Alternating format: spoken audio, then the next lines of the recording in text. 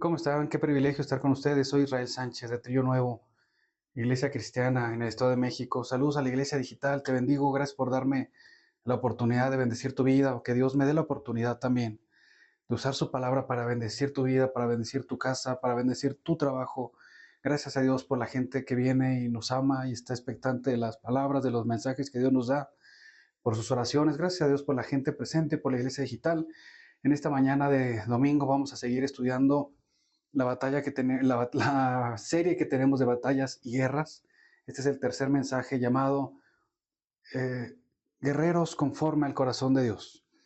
Sabes, en la primera hablamos de lo que son las batallas ancestrales, en la segunda estuvimos hablando de Josué, un guerrero tremendo, poderoso, con una unción y con un llamado de parte de Dios. Y hoy el Espíritu Santo tiene para nosotros un mensaje bello, en donde vamos a abordar cómo podemos o cómo hacían ellos para que la batalla fuera ganada.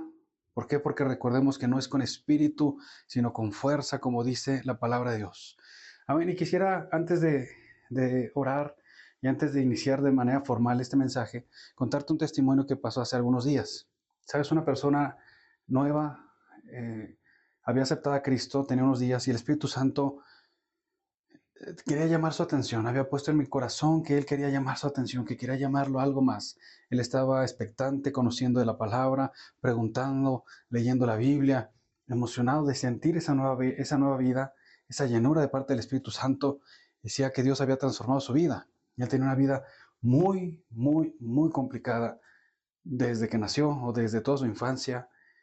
Entonces estaba con ese nuevo amor, con ese primer amor. Sin embargo, Dios había puesto en mi corazón que quería llamar su atención. Y yo había estado expectante de demostrar el poder de Dios. Como Pablo dijo, no vengo nada más con letras, estoy parafraseando, sino con poder, con unción, con sanidades, con milagros. Amén. Y es lo que el Espíritu Santo había puesto en mi corazón. Muéstrale mi poder. O quiero mostrar mi poder a través de ti para llamar su atención. Así que entre la plática, él lo escuchaba, yo veía y decía, Dios quiere mostrarte su poder en mi corazón. Y llegó un momento en que me dijo que se había lastimado la muñeca de forma que ya nunca había quedado su muñeca. Y se veía, no sé cómo expresártelo, la gente de aquí puede ver que es como una seta lo que estoy haciendo con mis manos. Sin embargo, Iglesia Digital, imagínatelo, él tenía como su muñeca como si fuera una seta, o sea, se rompió la muñeca o se fisuró algún músculo, algún hueso, algo, de forma que ya no había quedado bien la mano y tenía como una montañita en su mano. Ya no le había quedado. Me lastimaba en ocasiones y cuando él me estaba comentando eso de la mano, dije, este es el momento que Dios había estado esperando. Él nunca había escuchado de sanidades físicas, él nunca había escuchado de milagros, y en mi corazón estaba el recordar y decir, cuando Jesús no pudo hacer muchos milagros por la falta de fe de la gente de la región donde estaba. Y en mi corazón estaba el decir, unos días antes, cuando Dios me había llamado a esto, yo decía, oye, pero si Él no conoce de milagros, Él no conoce de sanidades, ¿cómo va a actuar esa fe con los dones, con la unción? Y recordé una vez que un predicador muy conocido, un evangelista tremendo que admiro tanto, se llama Reinhard Bonnke, que hizo esa misma pregunta al Espíritu Santo y el Espíritu Santo le contestó, no se trata de su fe este día, sino de la tuya. Así que yo llevaba eso en mi corazón. Yo decía, no se trata de si Él conoce milagros y sanidades y el poder de Dios, sino lo que Dios quiere hacer. Dije, ven, te voy a mostrar el poder de Dios. Te voy a mostrar una parte del poder de Dios, un porqué. Porque Dios te quiere llamar a algo nuevo. Me acuerdo que le dije, ve, es tu mano que está lastimada, que te lastima, todo eso, fíjate lo que va a pasar. Y recuerdo que oramos de una manera muy sencilla, tomé su mano y dije, mira esto, y soplé en su mano y dije, Jesús. Y en el momento que hice eso, su hueso o la parte que estaba quebrada tronó, ¡crack! Y se regresó a su lugar. ¿Sabes? Él comenzó no a espantarse, sino estaba sumamente impresionado, sumamente impactado. Y de la misma forma lo estaba yo. ¿Por qué? Porque Dios nos maravilló a los dos con su poder. Dios nos maravilló a los dos con su gloria. Y quiero recordarte que sus misericordias son nuevas cada día. Que Dios todos los días quiere llamar tu atención. Que Dios todos los días quiere que le busques. todos los días es algo nuevo, que el conocer a Dios no es una monotonía, una liturgia o una religión, es una comunión. Dios sonríe, Dios se goza, Dios es todopoderoso. Vamos a orar. Dios, te doy gracias en esta mañana por la oportunidad que me das de ministrar tu palabra, este mensaje número 3. Guerreros conforme al corazón de Dios, te pido que alumbres los ojos de nuestro entendimiento y que llames nuestra atención, que nos llames a la batalla, Señor, que podamos escuchar ese shofar y que puedas despertar nuestro espíritu en el nombre poderoso de Jesús. Amén. Muy bien, como te comencé diciendo en el primer mensaje, si tú quieres leer o escuchar de grandes batallas, de grandes guerreros, de hombres tremendos, ve a la palabra. Ciertamente hay muchas películas y muchas historias y muchas leyendas, muchas ciertas y muchas no, en la historia de la humanidad. Pero si tú quieres conocer de valientes, tienes que ver a los valientes de David. No sé si alguna vez, o la gente nueva seguramente no, pero te invito a que lo hagas. Así busca en Google o en algún buscador de tu preferencia los valientes de David y vea la palabra y estúdialo. Ahorita te voy a parafrasear rápidamente esto, porque es impresionante el conocerlos, es impresionante leer de ellos, leer lo que escribió Samuel o lo que se escribió en las crónicas de aquel tiempo. Amén. Un hombre llamado Casobeam, que era hijo de Jactoní, perdón por los nombres, no me los sé todos de memoria, sé las historias, algunas las tengo que leer, pero él fue conocido como el jefe de los tres. Su fama se ganó porque mató a 300 hombres de una sola vez con una lanza. Recordemos que dentro de las historias luego se dice que los espartanos valían por 20 soldados de otras élites, que los soldados, los unos eran impresionantes. Bueno, pues aquí un valiente David, que era un solo hombre, mató a 300 con una lanza en un solo día, solo, repito, con una lanza. Eleazar, hijo de Dodó, su momento de gloria fue mientras el ejército israelita huía, es decir, habían perdido toda la batalla y todo el ejército iba en retirada, ya sabes. Cuando iba peleando una batalla se tocaba la trompeta y se decía retirada. Hoy no vamos a ganar esta batalla y para que no hubiera más pérdidas se retiraban y regresaban otro día, reestructuraban la batalla, las armas, los caballos, etcétera, etcétera. Pero ese día todos mientras huían, él luchó contra los filisteos en un campo de cebada. Dice la palabra que su mano se quedó pegada a la espada de tanto pelear y Dios le dio la victoria. ¿Por qué se quedó? Si tú te pones a pensar física, química, médicamente, ¿por qué se quedó la batalla pegada, la espada pegada a su mano? ¿Por qué? Porque sus músculos, porque sus ligamentos, porque todo estaba haciendo tanta fuerza que ya no pudieron descontraerse. No sé cuántas horas luchó contra el ejército que los venía persiguiendo, sin embargo Dios le dio la victoria. Y aunque no narra cuántos cientos de hombres fueron, me imagino que fue algo impresionante. Un solo hombre defendiendo un ejército y ganó. Igual Sama, hijo de Agé, realizó una hazaña similar, defendiendo un campo de lentejas. Las tropas huían y él se plantó en medio del campo y lo defendió. Y también Dios le dio una batalla impresionante y una victoria tremenda de parte de Dios. De igual forma, hay una misión descrita, una lealtad impresionante hacia quien era el rey David. ¿Sabes? Estaban sentados él y su ejército y él tenía sed. Imagina el calor del desierto ya cerca de Jordania, cerca de lo que es actualmente Israel, abrasador, el sol a todo su apogeo. Y él se le antojó un poco de agua de su tierra natal. E hizo un comentario, recuerda que estoy parafraseando todas estas historias, literalmente no lo dice así en la Biblia, sin embargo tenemos que ir rápido. Y él se le antojó agua de un manantial que estaba ahí en su tierra y estaba ocupada por el campamento enemigo.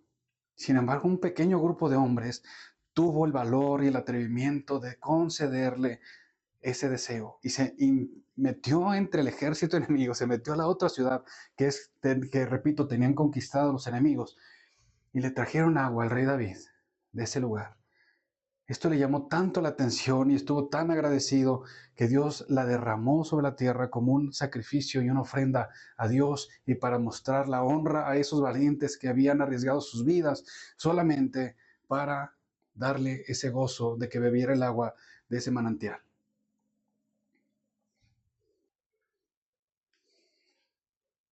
De igual forma, Abisai, hermano de Joab, fue jefe de un grupo de 30, e igualó a los otros tres que te empecé a contar.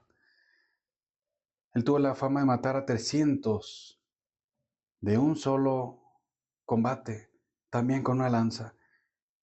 Imagínate, imagina, por ejemplo, en las líneas enemigas que dijeran, ya viene el ejército de David. Y saber que había 4 hombres que solos, cada uno podía matar a 300 hombres con una lanza. O que había 2 hombres que con una sola espada habían defendido un campo, nada más por el temor y por la ira de Dios, de decir, esta tierra Dios nos la dio y no me la van a ganar y Dios me va a dar la victoria. Ahora tal vez puedes empezar a entender por qué temblaban los ejércitos cuando llegaba el ejército del rey David.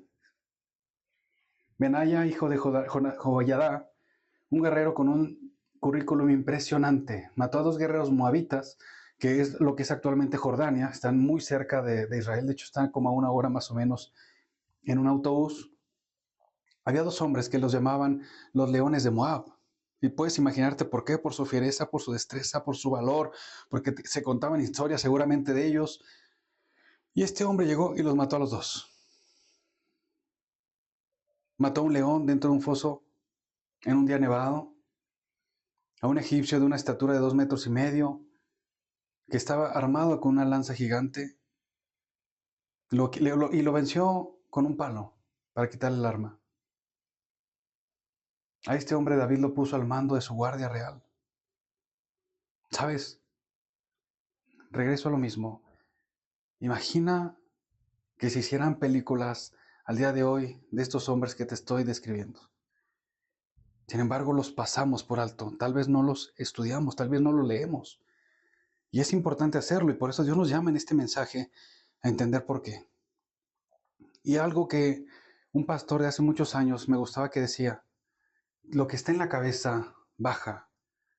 Porque te puedo asegurar que si Dios derramaba unción sobre esos hombres de élite, si eran valientes, si eran esforzados, si Dios era con ellos, es porque había un líder detrás de ellos que los había invitado a conocer a un Dios, que los había forjado en la batalla, que les había dado armamentos, que les había dado armaduras, que los habían enseñado a estrategias de guerra, que les habían dado ese temor de Dios.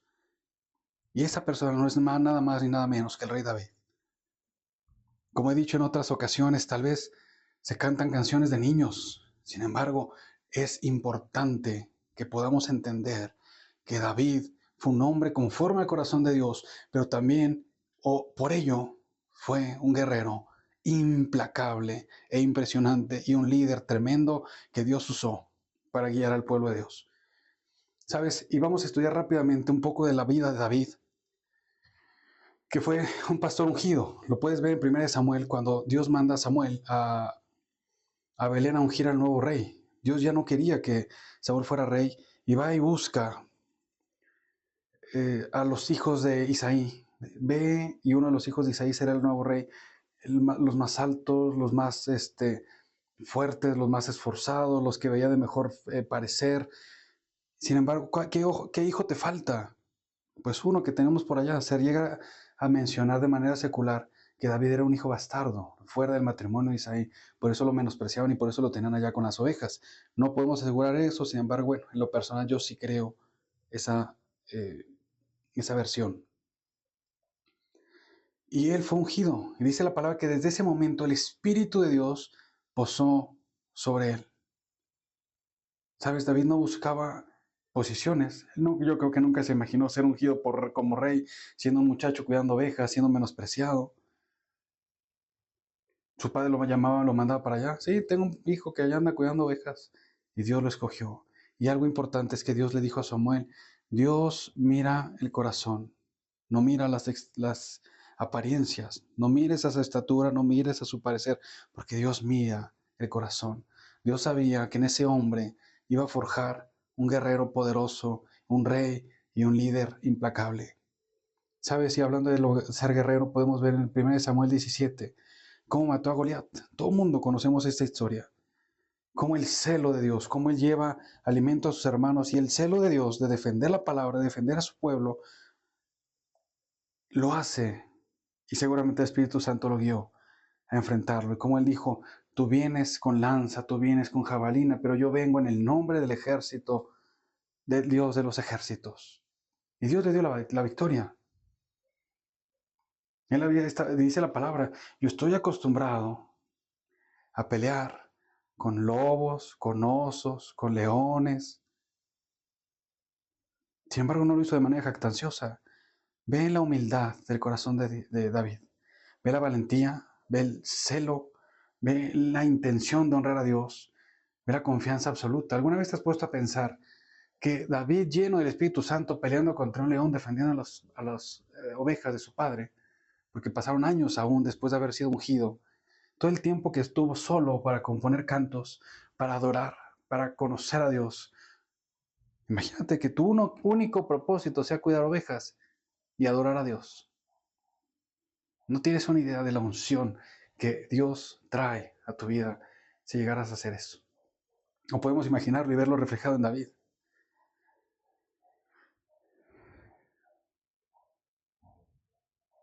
¿Sabías que Saúl intentó matarlo?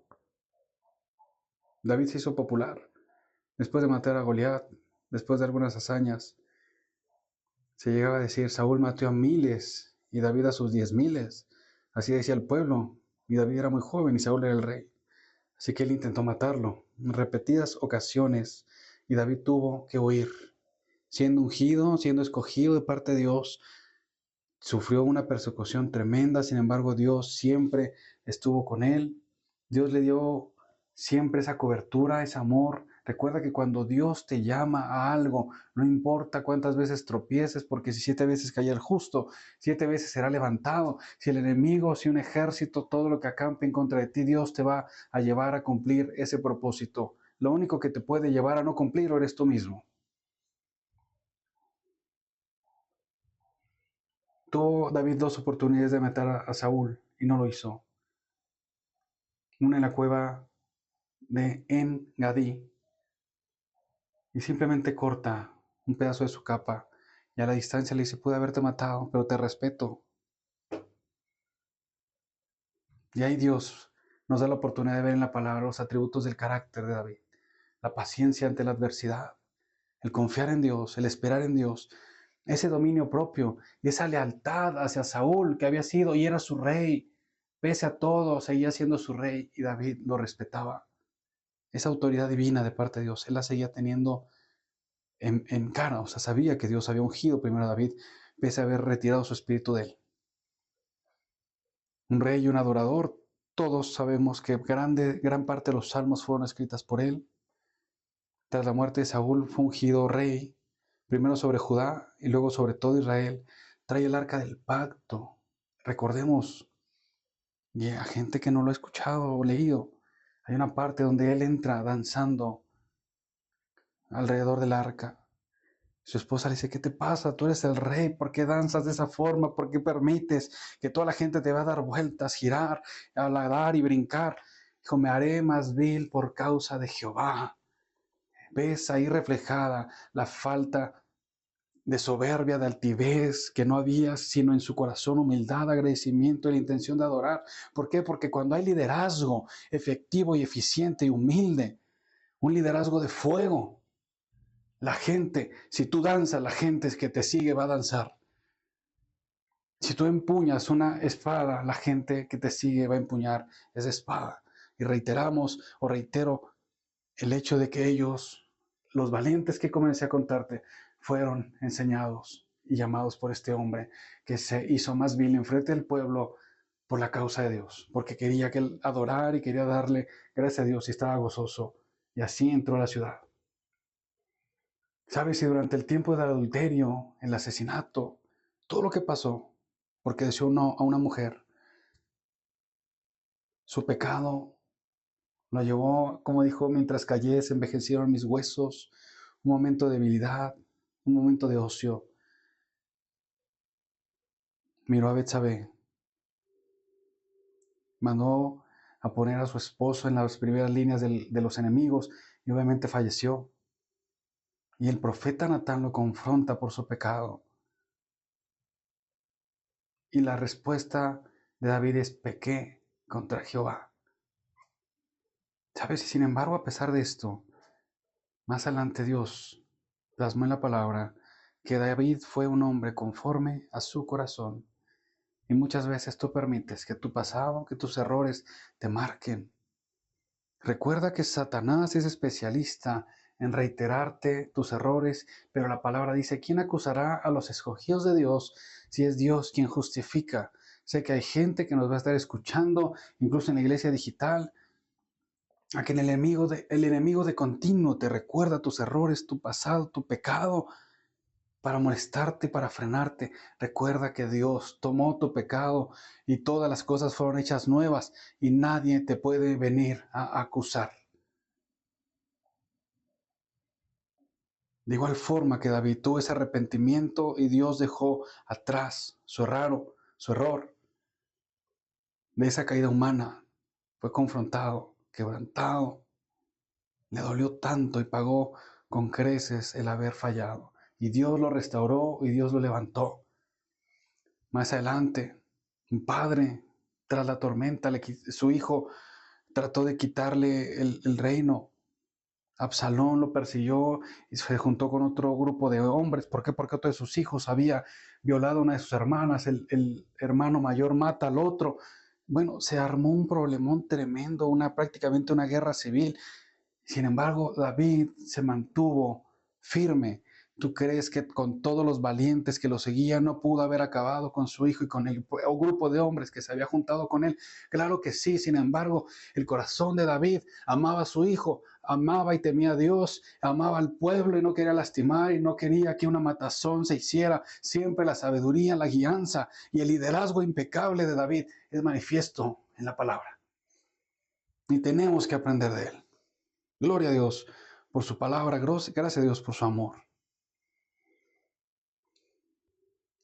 Sin embargo, en una de las batallas su hijo huía y quedó atorado en unas ramas. La mula siguió corriendo y él se quedó ahorcado ahí. Y sufrió tanto David por la pérdida de su hijo que la Biblia lo describe.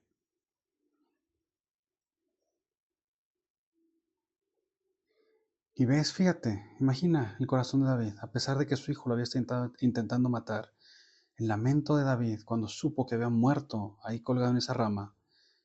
Hijo mío, Absalón, hijo mío, Absalón, ¿quién me diera que muriera yo en lugar de ti? Absalón, hijo mío, hijo mío. ¿Sabes? Vemos los atributos de su carácter, vemos la humildad, ese amor paternal, pese a la traición, sus valores, sus principios. De verdad que admirable. Un hombre conforme al corazón de Dios. También en él podemos ver un adorador impresionante. Y eso es muy conocido. Si tú ves los salmos, todos los salmos escribió, puedes recordar. Seguramente te van a venir a corazón durante el día al estar pensando en él. O te va a dar curiosidad y a lo mejor abre los salmos, ve su corazón plasmado, así como cada uno hablamos, de la abundancia del corazón habla la boca, así también escribes. Y así también escribió David. Puedes ver su corazón plasmado en el libro de Salmos. Ves ese amor y ese reconocimiento, esa lealtad, ese temor de Dios, ese celo que se describe en la palabra, plasmada en eso. Entonces podemos resumir sobre la vida de David algunos valores, algunos principios, como la humildad. Recordemos, no se considera muy importante, muy altivo por defender las ovejitas, ni siquiera por haber ganado a Goliat, por haber matado leones, por haber todo lo que Dios le permitió hacer, y él seguía siendo un muchacho humilde. Vemos la fidelidad hacia Dios en todo lo que hace, la fidelidad hacia su Padre, la valentía, una fe inquebrantable en cada batalla, en cada aspecto de su vida, en el temor de Dios, en el arrepentimiento, en el momento de su pecado. Esa fe no se debilitó. Vemos lealtad, vemos respeto por la autoridad cuando huía de Saúl, vemos la paciencia, un dominio propio en todo momento, un corazón de adorador. Recordemos, me haré más vil por causa de Dios. Vemos honestidad y transparencia siempre en todo. Vemos la capacidad del arrepentimiento genuino, la perseverancia. En fin, es impresionante leer y estudiar sobre la vida de este hombre. siempre dependiendo de Dios y siempre con un celo santo de parte de Dios. ¿Sabes? No quisiera terminar este mensaje en esta... Hasta aquí voy a narrarte otra historia que siempre ha estado en mi corazón comentarte. Y no es nada más ni nada menos que la destrucción de una parte de la tierra. Te voy a parafrasear rápido, puedes estudiarlo más adelante. De hecho, esto está descrito en 1 Samuel 30. Y es la destrucción de una ciudad o un campamento que tenían ellos. Venía David con todos sus hombres, después de haber estado sondeando la tierra, estaban haciendo una estrategia. Recordemos que venían los valientes, venía toda la gente descrita, y todo el campamento, todas las mujeres, todos los niños, todas las familias estaban en otro lugar, esperando que regresaran todos los soldados. Y cuando regresan, después de 3 días de camino, encontraron la ciudad completamente devastada por los amalecitas, que era otra tierra que también tenían conflicto con la tierra que gobernaba David. ¿Sabes? Habían venido y se habían llevado a todos los niños, se habían llevado a todas las mujeres, habían robado toda su riqueza, todos los tesoros, todo lo que tenían los israelitas. Y la palabra describe que los soldados lloraron hasta que ya no pudieron, que se acabaron sus fuerzas, se acabaron sus lágrimas del dolor, porque todo por lo que ellos luchaban, porque todo lo que Dios les había dado había sido o destruido o robado. Todo el esfuerzo de sus manos, todo el fruto de su trabajo, de su esfuerzo había sido robado. Y el anhelo de su corazón, sus hijos, sus mujeres, habían sido tomadas cautivas y ya no estaban. Solamente todo lo que era para ellos importante había sido llevado. Y repito, no tenían más fuerzas ni lágrimas que llorar. Y la reacción del pueblo fue inmediata, violenta. Comenzaron a culpar a ese gran líder. Querían apedrearlo en medio de la desesperación y la amargura. Repito, lo culpaban a David. Si no hubiéramos andado contigo, no se hubieran llevado a mis hijos. No sabemos qué les van a hacer. Y sin embargo, este es un momento crítico y bello de la vida de David. ¿Por qué? Porque en medio de todo el problema, en medio de toda la situación, en medio de todo el dolor, de todo el quebranto, David sabía quién lo había puesto en ese lugar de autoridad. Imagina tu cuadro. Iglesia, te invito, cierra tus ojos e inclina tu rostro. Imagina a todo el pueblo desolado, tirado de rodillas, llorando y lamentando a sus hijos, todo quemado, queriendo apedrearlo, odiando a David. Y David hace algo que dice la palabra, que se fortaleció en Jehová e hizo algo inusual. Él se quitó su armadura, se despojó de sus vestimentas de guerra y se vistió del efod del sacerdote para presentarse delante de Dios.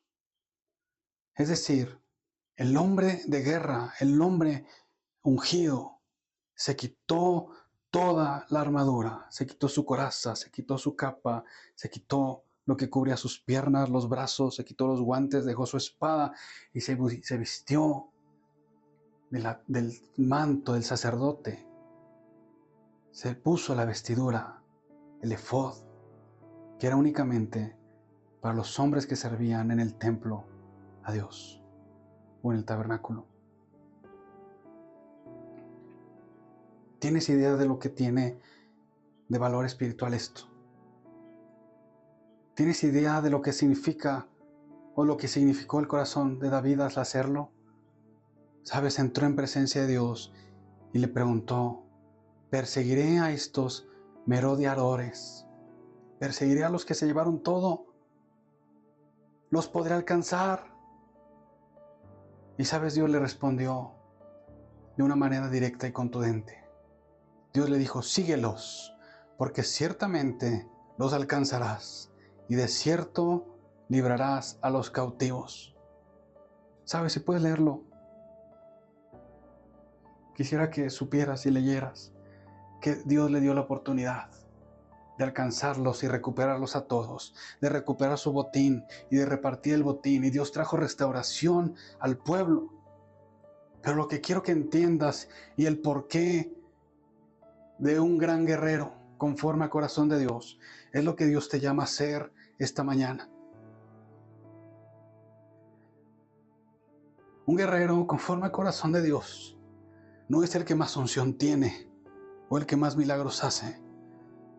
No es el que más economía de parte de Dios tiene y aporta, sino el que tiene un corazón humilde para saber quién te dio esa posición, para saber y entender